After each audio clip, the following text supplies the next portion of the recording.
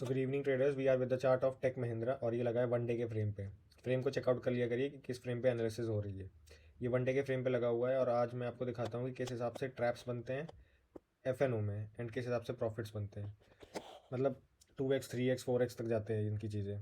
और टेक महिंद्रा जो है वो एफ एन ओ का स्टॉक है। अब यहाँ पे आप प्राइस की मूवमेंट देखोगे तो बहुत ही ज़्यादा ट्रैप्ड मूवमेंट आपको दिखेगी। बट जब आप किसी स्टॉक पे जाते हो जिसमें एफ एन ओ का सेगमेंट नहीं है, उसमें आपको थोड़ी सी मूवमेंट अलग दिखेगी।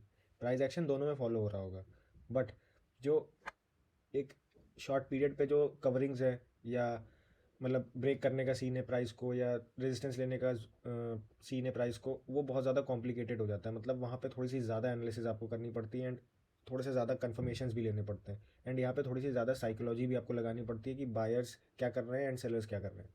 अब यहाँ पे देखोगे कि बहुत दिन से प्राइस यहाँ पे आने की कोशिश कर रहा था। एक बार यहाँ पे आया, नहीं टिक पाया, यहाँ पे आया, नहीं टिक पाया, यहाँ पे आया, नहीं टिक पाया, बट फिर रिटेस्ट लेके ये ऊपर गया। अब यहाँ पे जो साइकोलॉजी में बता रहा हूँ वो समझिएगा। यहाँ पे लेवल को इसने ब्रेक किया, है ना। जब लेवल को ब्रेक किया तो यहाँ पे लोगों ने खरीदा होगा। पर मैं जैसे कहता हूँ कि बाय या डिप किया करो, कभी भी चढ़ती मार्केट में स्टॉक को नहीं खरीदा जाता है। जब नीचे हो स्टॉक और प्राइस एक्शन अच्छा बना रहा हो तब आपको खरीदना चाहिए। अब यहाँ पे जिसने खरीदा होगा, मान के चलो यहाँ तक प्राइस आते आते 10% प्राइस गिर गया यहाँ पे। इसको आप कैलकुलेट कर लीजिए, अप्रॉक्स टू 10% का है ये, 13%। अब 13% में जिसने इक्विटी पे लिया होगा तो चलो 13% डाउन हो गया, यहाँ तक स्टॉप लॉस लगा होगा, हिट हो गया, ठीक है। बट स्टॉक ऑप्शन जिसने यहाँ पे लिया था, प्रीमियम लिया था, एफ एन ओ सेगमेंट पे लिया था, उसकी हालत ख़राब हो गई है यहाँ पे। अगर मान के चलिए, मैं एग्जाम्पल भी आपको बताता हूँ, 1 लाख भी रुपये यहाँ पे डाले होंगे लॉट के हिसाब से, यहाँ तक आते आते पैसा 10,000 15,000 या 5,000 या ख़त्म, इस हद तक आ गया होगा। तो इस हिसाब से ये रिस्की भी है एफ एन ओ। तो मेरा आपको कुछ ये मोटिव नहीं है कि एफ एन ओ करा करिए या ना करा करिए। मेरा कहने का मतलब है कि स्टॉक एफ एन ओ का है तो उसके मूवमेंट्स आप देख रहे हो, गैप डाउन, फिर नीचे नीचे नीचे, फिर गैप डाउन। अब नॉर्मली आपको स्टॉक में इक्विटी के ऐसा मूवमेंट नहीं मिलेगा। इसको थोड़ा सा आप खुद चार्ट्स पे जब देखोगे तब समझ में आएगा, और चार्ट्स को थोड़ा देखना स्टार्ट करा करिए, क्योंकि केवल दूसरों की एनालिसिस देख के काम नहीं चलेगा, आपको भी समझना पड़ेगा।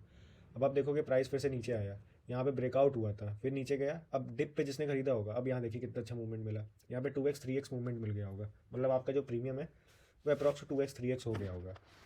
फिर लेवल को देखिए, क्रूशियल लेवल था। ये लेवल मैंने पहले ही मार्क करके रखा था, क्योंकि लेवल्स ड्रॉ करने से आपको कन्फर्मेशन ज़्यादा इजी मिलते हैं। अब यहाँ पे लेवल पे इसने डिटेस्ट लिया, फिर से यहाँ पे जिसने खरीदा होगा फिर ऊपर तक गया प्राइस, टाइम लिया बट ऊपर गया।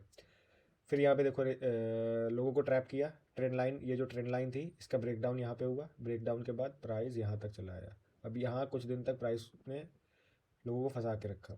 ये फिर से क्रूशियल लेवल पे आया, प्राइस नीचे गया। नीचे बहुत लोगों ने खरीदा होगा, बहुत लोगों ने बेचा होगा, पर जो खरीदे थे उनको होल्ड थोड़ा सा करना पड़ा, फिर प्राइस यहाँ तक आ गया। अब यहाँ पे किसी का 2x कभी हो रहा है, किसी का 0.75x हो रहा है, किसी का 3x हो रहा है। आपको अपने रिस्क के हिसाब से प्रॉफिट्स को निकालना पड़ेगा और लॉसेस को काटना पड़ेगा। तो अब जिसने यहाँ पे लगाया होगा उसको किसी को यहाँ प्रॉफिट मिल गया होगा, किसी को यहाँ मिल गया होगा, है ना। तो अलग अलग सिनेरियोज है, पर्सन टू पर्सन वेरी करता है ये। फिर यहाँ पे देखिए कॉन्सुलेट हो रहा है, कॉन्सुलेट हो रहा है, फिर प्राइस ने यहाँ पे हाई लगाया। अब इसी तरीके से प्राइस चल रहा है, चल रहा है। अब अभी के समय अगर हम आए, मतलब पीछे जो हो गया सो हो गया, अभी क्या करना चाहिए आने वाले दिनों में टेक महिंद्रा में, आप देख सकते हो एक ट्रेंड लाइन है, एक प्रॉपर ट्रेंड लाइन आ रही है। थोड़ा सा मैं आपको लेवल को ड्रॉ करके दिखाता हूँ। ये ट्रेंड लाइन हमने पकड़ी यहाँ से, एंड कुछ ये है ना, दिस इज ट्रेंड लाइन।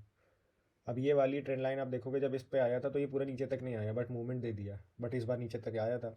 यहाँ फिर इस बार नीचे तक नहीं आया, मूवमेंट दे दिया, अब इस बार नीचे तक आ सकता है पैटर्न के हिसाब से, जो पीछे के पैटर्न्स हो रहे हैं, बट नहीं भी आ सकता है। अब यहाँ पे कल की कैंडल थोड़ा सा इंपॉर्टेंट रहेगी।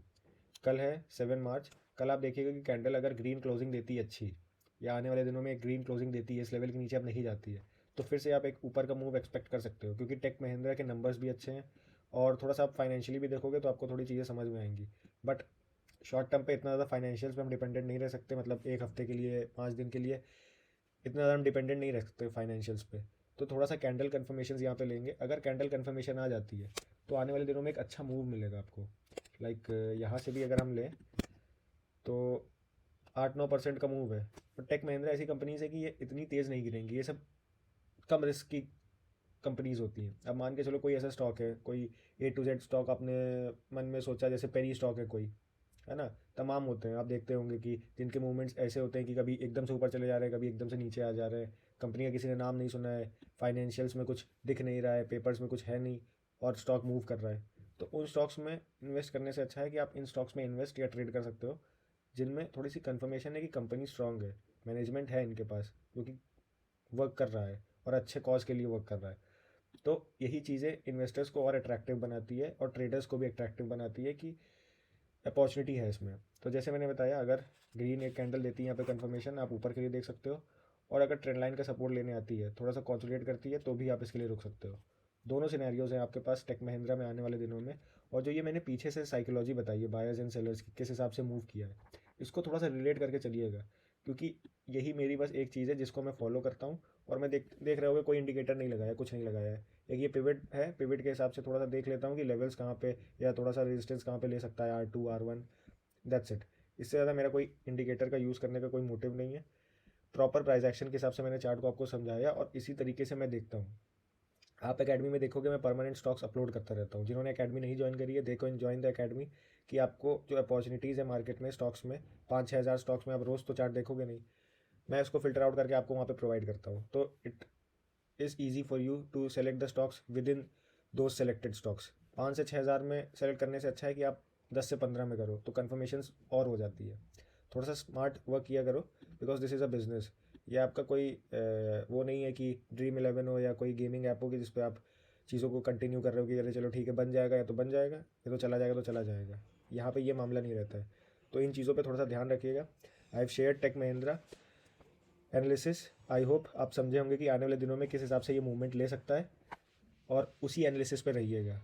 अगर आपकी तरफ मार्केट जाता है तो it will boost your confidence कि हाँ, आपकी जो एनालिसिस थी वो सही थी, and it will give a positive effect in the coming days of your analysis. I hope you like the video. अच्छा लगा, you can comment on that. अगर आपका कोई नेक्स्ट स्टॉक हो दैट यू वांट कि हाँ इस स्टॉक पे हम बात करें, you can also mention that in the comments, and you can DM me on Insta if you want to join the academy. Thank you.